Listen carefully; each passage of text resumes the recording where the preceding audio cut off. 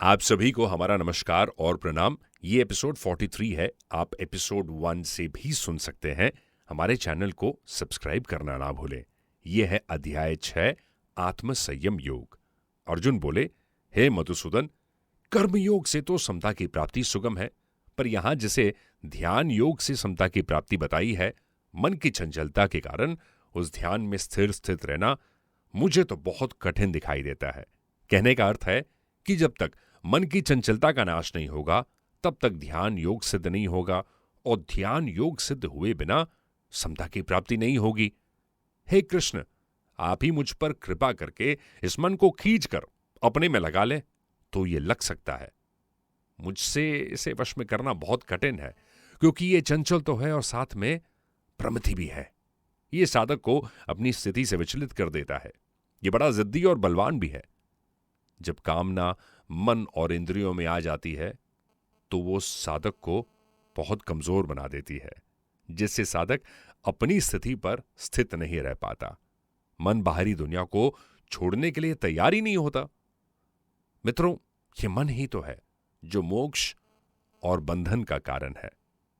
हे महाभाव, ये मन बड़ा चंचल है।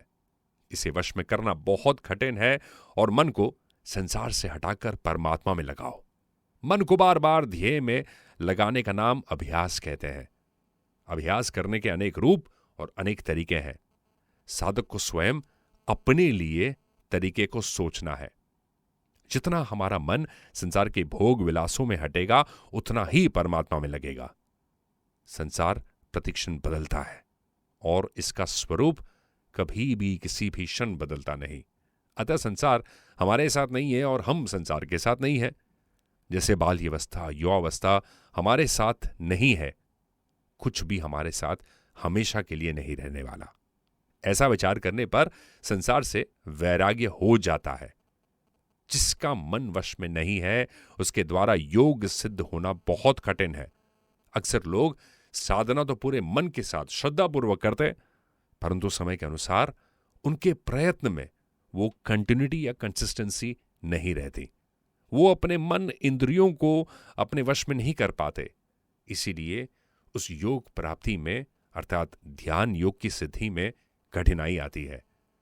जिस साधक का मन अपने वश में होता है, उसके द्वारा योग प्राप्त किया जा सकता है, अर्थात उसको ध्यान योग की सिद्धि मिल सकती है। अर्जुन श्री कृष्ण से पूछते हैं कि हे कृष्ण, जिसके साधन में श्रद्धा है पर जिसका प्रयत्न शिथिल है, और अंत समय में अगर योग से वो विचलित हो जाए, अपने ध्येय पर स्थिर न रहे, तो फिर उसकी क्या गति होती है। हे महाभावों, दोनों ओर से भ्रष्ट हुआ व्यक्ति क्या छिन्न भिन्न बादल की तरह नष्ट नहीं हो जाता। जैसे किसी बादल के टुकड़े ने अपने बादल को तो छोड़ दिया, पर वो दूसरे बादल तक नहीं पहुंच पाया, बीच में ही हवा के कारण छिन्न भिन्न हो गया। ठीक इसी प्रकार साधक ने संसार को तो छोड़ दिया, परंतु परमात्मा की साधना के समय मोहित हो गया। उसका पतन तो नहीं हो जाता। हे वसुदेव, मेरे इस प्रश्न का उत्तर केवल तुम दे सकते हो, क्योंकि आपके सिवाय दूसरा कोई इस संशय को दूर करने वाला हो ही नहीं सकता। हे प्रीतानंदन, सच्चे हृदय से साधन करने वाले मनुष्य का ना तो इस जन्म में पतन होता है और ना ही मरने के बाद पतन होता है।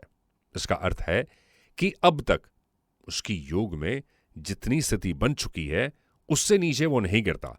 अब जन्म मरण का चक्र तो चलता रहता है, परंतु उससे कमाई हुई साधन और सामग्री वो बिल्कुल नष्ट नहीं होती। जैसे एक बार की बात है, भारत मुनि भारतवर्ष का राज्य छोड़कर एकांत में तप करने लगे। वहां दया के वश में वो एक हिरण के बच्चे में आसक्त हो गए, जिसे दूसरे जन्म में उन्हें एक हिरण बनना पड़ा। परंतु उन्होंने पिछले जन्म में जितना त्याग ताप किया था, जितनी साधना की पूंजी इकट्ठी की थी, वो इस हिरण के जन्म के रूप में नष्ट नहीं हुई। हिरण के जन्म में भी उन्हें पिछले जन्म की सभी बातें याद थी। हिरण के इस जन्म में वो बचपन से ही अपने मां के साथ नहीं रहे। वो हर पत्ते को ना खाकर सूखे पत्ते खाते थे।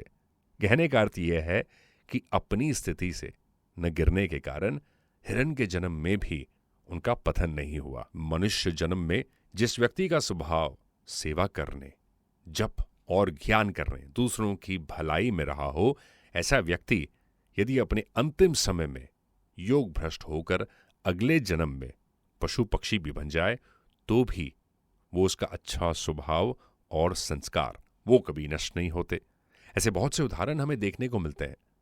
एक जगह जब एक कथा होती थी तो एक काला कुत्ता आकर बैठता था और वो उस कथा को सुनता। जब कीर्तन मंडली घूमती तो उस मंडली के साथ वो काला कुत्ता भी घूमता था। मेरे हृदय में साधन करने वालों के लिए बहुत बड़ा स्थान है। जिस तरह मां अपने छोटे से छोटे बच्चे की रक्षा, पालन और उसका हित करती है, उसी प्रकार मैं ही अपने साधक के साधन और उस साधन की वृद्धि करना चाहता हूं। कहने का अर्थ है, जिसके भीतर एक बार साधन के संस्कार पड़ गए, अगर वो संस्कार कभी नष्ट नहीं होते। बस हमें केवल इस बात का ध्यान रखना है कि हम कुछ संगति में ना पड़े, कभी भी भोग विलास की वस्तुओं में उलझकर अपने लक्ष्य को ना छोड़ें और विपरीत कामों में न लग जाएं। आज का एपिसोड आपको कैसा लगा, जरा हमें कमेंट करके जरूर बताइए और हमारे चैनल को सब्सक्राइब करना ना भूलें।